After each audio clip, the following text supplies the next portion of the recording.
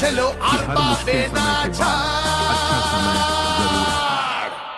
তাই পাল্টানো দরকার, চাই বিজেপি সরকার, পাল্টানো দরকার, চাই বিজেপি সরকার। অনুপ্রবেশ রুখতে হবে, বাংলা তবেই বাঁচবে।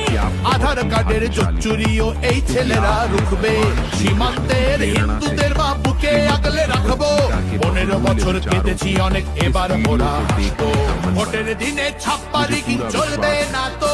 इस वीडियो को पूरा अंत तक देखने और शांत मन তাই से পাল্টানো দরকার, চাই বিজেপি সরকার।